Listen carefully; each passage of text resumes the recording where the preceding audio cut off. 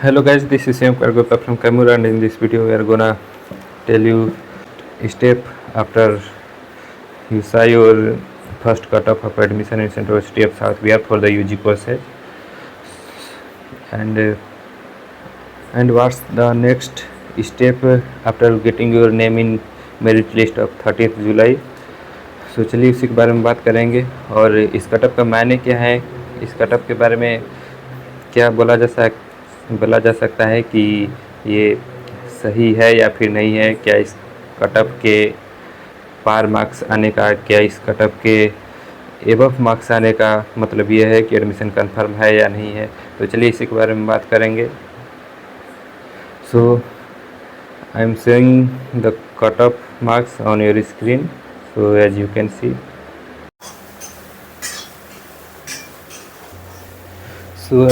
as you can see, this is the first cutoff of undergraduate programs of academic year 2026 और 27 वाला है। तो आप देख सकते हैं 5 year integrated BBA LLB BLLB का कटऑफ 282 310 और UG PG का भी यहाँ पर है। ओवरऑल 24 कोर्सेज का यहाँ पर कट ऑफ दिया गया है, लेकिन इस कट ऑफ का क्या मतलब है जो मैं आपको बताना चाहता हूँ कि इस कट ऑफ का क्या मतलब है। So that's mean if you have checked your Samarth portal of your CUET, then you will see their documents verified, and you will see their payment link and options, and you have to make payment of your admission fees of respective department और courses। तो आप जैसे ही समर्थ portal पर अपना login करेंगे तो आपको एक पेमेंट लिंक का ऑप्शन दिखेगा, वहाँ पर आपको पेमेंट करना होगा। अगर आपका एडमिशन ये कट ऑफ के अगर एबव मार्क्स है तो पेमेंट ऑप्शन दिख जाएगा। सो इतना ही बस इसका काम है इस कट ऑफ का। बाकी इस कट ऑफ के आगे का मतलब ये नहीं है कि इसके ज़्यादा आपका मार्क्स है तो आपका एडमिशन कंफर्म हो गया, वेटिंग लिस्ट में भी जा सकता है। हाँ, अगर 20-30 मार्क्स से ज़्यादा है तो थोड़ा श्योर बोला जा सकता है कि आप सेफ स्कोर में। मगर जैसे ये 5 ईयर इंटीग्रेटेड BA LLB का ले लें 310, तो 310 है तो इसका मतलब ये नहीं कि इससे ज़्यादा पर आपका एडमिशन कंफर्म हो गया, वेटिंग लिस्ट में भी जा सकता है। OBC 270।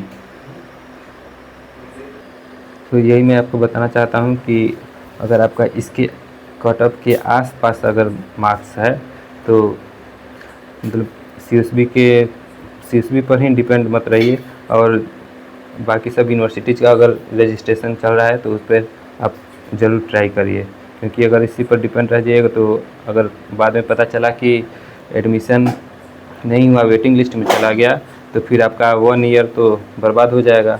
इसलिए अगर दूसरे कोई यूनिवर्सिटी का भी अगर रजिस्ट्रेशन ओपन है तो उसको आपको ज़रूर ट्राई करना चाहिए।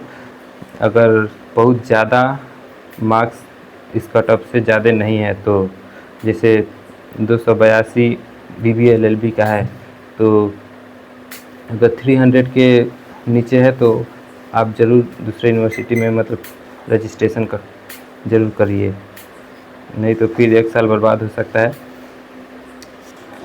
तो इस कट ऑफ का इतना है मतलब। और what's the next step. So यहाँ पर as you can see in the notice candidates who have secured the cut off score prescribed above for respective categories. तो आपको एडमिशन 21 से 23 तक पेमेंट कर देना है, और जो उसके बाद आपको 30 तक वेट करना है, क्योंकि 30 को फर्स्ट मेरिट लिस्ट आएगा और उसी से एक्चुअली पता चलेगा कि आपका एडमिशन हो रहा है या फिर नहीं हो रहा है। इस पर ज़्यादा उतना फोकस करने का कोई ज़रूरत नहीं है, बस आपको वेट करना है 30 का। इससे बस इतना ही है कि आप पेमेंट लिंक आया होगा तो पेमेंट कर दीजिए।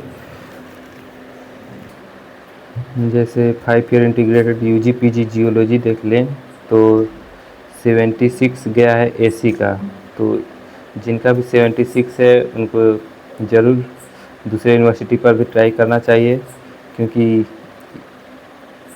ये जो लास्ट होता है ये कट ऑफ इसको वेटिंग लिस्ट में ही अक्सर डाल दिया जाता है यहाँ पर। So that's the problem. आपको दूसरे यूनिवर्सिटी में भी ज़रूर रजिस्ट्रेशन करना चाहिए अगर इससे बहुत ज़्यादा मार्क्स नहीं है तो। और फिर ओवरऑल आपको 30 तक वेट करना ही होगा। 30 को फर्स्ट मेरिट लिस्ट आएगा और उसी से कंफर्म पता चलेगा कि आपका एडमिशन हो रहा है या फिर नहीं हो रहा है। सो वेट फॉर 30 जुलाई। सो फिर 30 जुलाई के मेरिट लिस्ट आने के बाद क्या होगा, तो फिर उसके बाद डायरेक्ट आपको 4 अगस्त को यूनिवर्सिटी कैंपस विजिट करना है और अपना सारा डॉक्यूमेंट्स लेकर जो नोटिस में आपको जाएगा हम अपने व्हाट्सएप चैनल पर भी सेंड कर देंगे कि क्या क्या लाना है आपको। तो वो सभी डॉक्यूमेंट्स लेकर आपको अपने रिस्पेक्टिव डिपार्टमेंट में प्रेजेंट होना है और डॉक्यूमेंट वेरीफाई करवाना है। और उसी दिन 4 अगस्त को ही आपका ओरिएंटेशन होगा और नेक्स्ट डे से क्लास स्टार्ट हो जाएगा। तो बस इतना ही सब है। जितने भी साइंस वाले स्टूडेंट्स हैं वो आर्यभट्ट भवन में, और एजुकेशन वाले हैं जैसे बीए बीएड बीएससी बीएड फिलहाल उनका तो सीयूटी से नहीं हो रहा है, एनसीईटी से हो रहा है, तो वो जाएंगे मालवीय भवन। और जितने आर्ट्स वाले हैं वो चाणक्य भवन, और लॉ वाले भी चाणक्य भवन में ही उनका डिपार्टमेंट है। तो यूनिवर्सिटी गेट से वही ऑटो लेकर चले जाइएगा और डॉक्यूमेंट्स वेरीफाई करवाने के बाद नेक्स्ट डे से क्लास स्टार्ट हो जाएगा। तो क्लास आना कंपलसरी है। और उसी बीच एक और चीज़ कि हॉस्टल के लिए आपने समर्थ पोर्टल पर यस किया होगा, मगर उससे कोई फ़र्क नहीं पड़ता। एक अलग से गूगल डॉक्यूमेंट फॉर्म आएगा तो उसी को आपको फिल करना पड़ेगा और उसी से हॉस्टल मिलता है। तो बाकी लोगों का होता क्या है कि पता ही नहीं चलता है कि कब फॉर्म आया कब नहीं आया।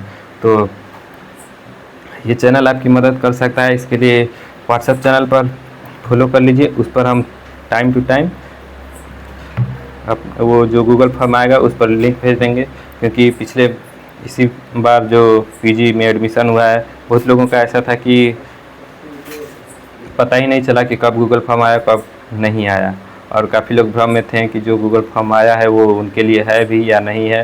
तो जिन्होंने नहीं भरा तो उनका तो चांस मिस हो गया, और जिन्होंने व्हाट्सएप चैनल को फॉलो किया हुआ था उनका